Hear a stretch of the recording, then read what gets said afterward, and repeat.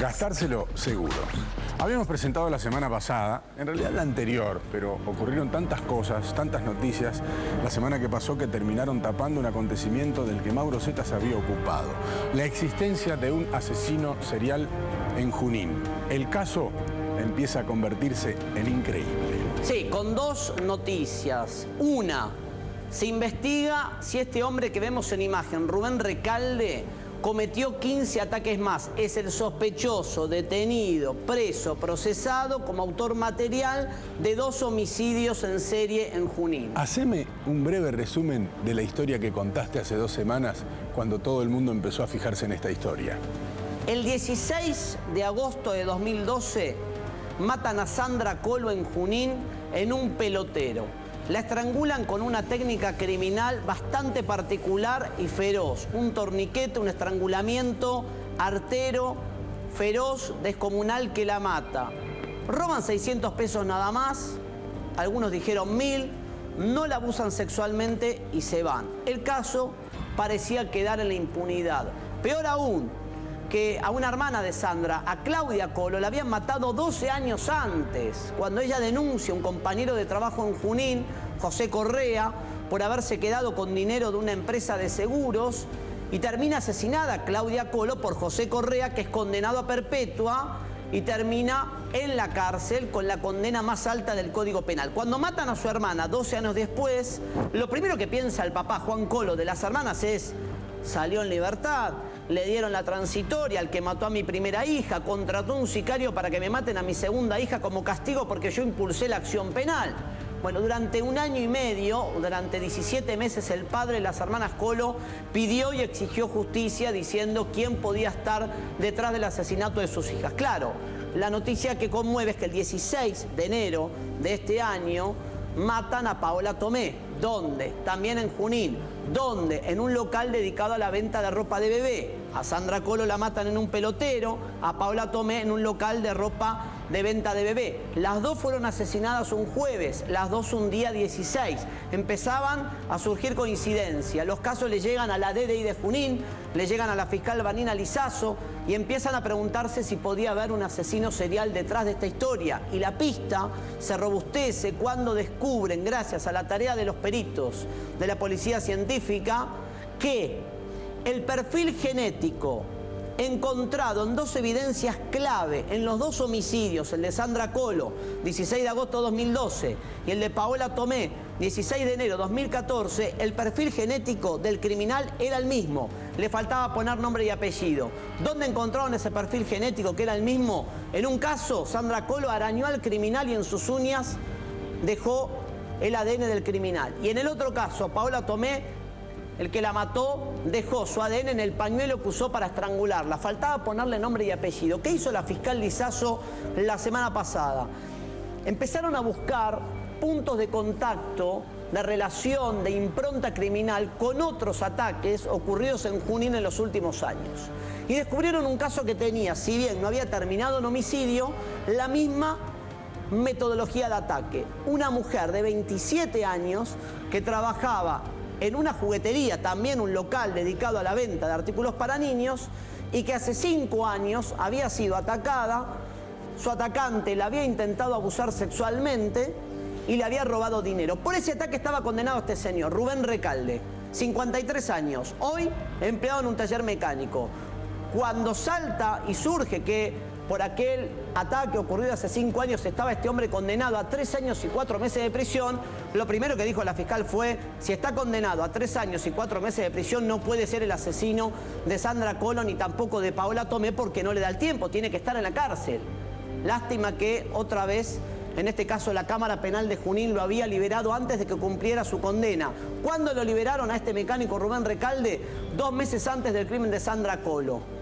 A Sandra Colo, recuerdo, la mataron el 16 de agosto de 2012. 2 meses antes le dieron la libertad anticipada a este hombre que llevaba 30 años cometiendo delitos, que ya le habían dado salidas laborales por una condena anterior a 7 años de prisión, que por el ataque sexual a esa empleada de una juguetería le habían dado 3 años y 4 meses y lo habían liberado antes de que cumpliera la pena. Bien, la fiscal dice: está en libertad. vamos a detenerlo. Lo detienen y le hacen una prueba genética en tiempo récord. En 4 horas a este hombre le sacaron sangre y saliva y lo compararon con el perfil genético que estaba ya en los dos homicidios, el de Sandra Colo y el de Paola Tomé. Dio coincidencia de 99,99%. Era el asesino, pero ¿qué faltaba? El detalle de la zapatilla. Y llegamos al final de esta historia. En el ataque a Paola Tomé, quien la mató para la justicia, este hombre Rubén Recalde, dejó una pisada en el baño. Era la única pisada de la escena del crimen, que era un local de venta de ropa de bebé que era ajena a la víctima, a sus familiares y a los clientes. Una pisada. La fiscal Vanina Lizazo descubrió que en Tierra del Fuego hay una especie de archivo de pisadas. Ustedes van a decir, ¿por qué en Tierra del Fuego hay un archivo de pisadas de delincuentes? ¿Por qué?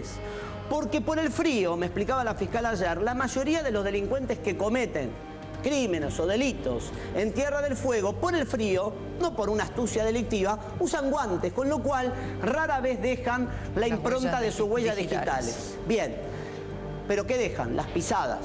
Entonces, en Tierra del Fuego crearon una suerte de archivo de pisadas de delincuentes donde tienen seleccionado, determinado y dictaminado a qué marca de zapatilla y qué talle pertenece cada pisada que encontraron en diversas escenas de crímenes y asaltos. Increíble. Y ahí parece de las películas norteamericanas. La fiscal demanda a Tierra del Fuego y le dice, tengo una pisada acá en esta escena del crimen de Paola Tomé. No sé qué zapatilla es, no sé qué talle. ¿Me la pueden analizar ustedes en Tierra del Fuego? Para cotejar con ese banco. Para ver si en ese banco de pisadas hay coincidencia. Tierra del Fuego le responde, señora fiscal Vanina Lizazo, la pisada que usted nos está mandando a peritar, a cotejar, es una pisada de una zapatilla Topper Ultra Tech talle 42. Textual, Topper Ultra Tech talle 42. Cuando detienen al mecánico y le allanan su casa, ¿qué le encuentran? Poneme la imagen de la zapatilla.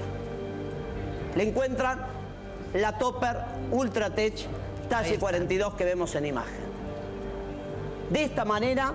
Claro, lo que le faltaba a la fiscal claro, tenían el ADN, ya está, el ADN era la prueba más contundente y le faltaba determinar que esa pisada que estaba en uno de los ataques era del asesino y no de otra persona. Bueno, con este sistema que les conté, por arte de lo que fue ese banco de pisadas en Tierra del Fuego que hace que los delincuentes dejen más sus pisadas que sus huellas por el frío, porque tapan y cubren sus manos con guantes, se pudo establecer que esa pisada pertenecía a Rubén Recalde. Conclusión, Rubén Recalde está preso. El sábado se negó a declarar ante la fiscal Vanina Lizazo, una investigación que hizo con la DDI de Junín, con el comisario Romero. Se negó a declarar. Cuando se lo llevaban preso a Recalde de su taller mecánico, no de su taller, del taller donde trabaja, el patrón le dijo, ¿te pongo abogado, Rubén? No hace falta, tiene mi ADN, le contestó. Mira, tremendo. Se lo dijo al patrón en presencia del personal policial. Está preso, homicidio, criminis causa, matar para ser impune en 2 oportunidades y la fiscal lo investiga por 32 casos más, entre asaltos, la mayoría con un mismo perfil. Son asaltos donde hay una actividad libidinosa de parte del atacante que no ha llegado a consumarse en abuso sexual concreto en términos de penetración, pero sí abuso sexual al fin. Ha manoseado a víctimas, entonces ahora van a analizar 32 causas, una por una, para ver si se trata del mismo atacante. No homicidio, estamos hablando de... contra la propiedad. En Junín, 32. Más, la fiscal dijo, tráigame en todos los archivos de la provincia de Buenos Aires y del país que tengan algún perfil de conducta parecido, porque este hombre estuvo en Mendoza y en Capital Federal. Ustedes preguntarán, ¿vive solo? ¿Tiene pareja? ¿Tiene hijos? Sí, sí, sí, menos que vive solo. Tiene una mujer, se separó. Tuvo una segunda mujer con la primera tiene una hija que hoy tiene 35 años, se separó. Con la segunda tiene otra hija que tiene 13, se separó. Cuando lo detuvieron, vivía con una novia y con su hija de 13 años. La hija mayor de 35, cuando se enteró que su padre llevaba encima un prontuario criminal que arrastraba desde el año 1980, dijo, basta, papá, me voy de casa, y dejó a su padre. Un hombre que también estaba denunciado por una de sus mujeres por haberla quemado con cigarrillo. Ahora volvemos a lo mismo, Mauro. Me estás hablando de delitos desde la década del 80 y una vez más. Estaba libre. Tipo que vuelve a quedar libre, andás a ver por qué beneficios y por qué derecho. Va de nuevo. ¿Y de arranque había estado sospechado? De arranque, Más no. mujeres que Nunca. perder la vida. No, no estaba sospechado de No era arranque. ninguno de los que No era habían de la investigado lista de antes. 8 que iban al ADN el 17 de febrero, no estaba Recalde. ¿Qué tengo que preguntarte bárbaro. ahora? Che, ¿y en cuánto le dan la excarcelación? No, a ver, si la ley se ¿Esa es la cumple... pregunta que te tengo que hacer? Si la ley se cumple, es homicidio, crimen y causa es perpetua. Ahora, muchos me dirán, como decís vos, enojada y con razón, ¿por qué estaba libre? Tenía una condena a 7 años de prisión por delitos anteriores, le dan salidas laborales. Aprovechando la salida laboral, ataca a una víctima hace 5 años con intenciones de acceso carnal, no lo consuma, le dan 3 años y 4 meses. O sea, lo fueron deteniendo y lo fueron llevando a la cárcel. Pide la libertad en 2012. El juez de garantías dice no al lugar. La primera instancia dice no al lugar. La Cámara de Garantías de Junín lo escarcela y aprovechando esa libertad termina matando a Sandra Colo. Hoy estaba trabajando como empleado en un taller mecánico. Otra coincidencia de su actividad como asesino serial, de acuerdo con la justicia. Uno de los crímenes lo cometió en la calle General Paz 45. Otro de los ataques General Paz 62. Fue cometiendo la saga de ataques siempre eligiendo una misma clase de víctima. Mujeres, solteras, jóvenes y que además estuvieran vinculadas en su actividad a algún negocio vinculado a la venta de productos para niños. Pelotero, casa de venta de ropa de bebés y una juguetería. Si esto no es un serial, ¿de qué estamos hablando?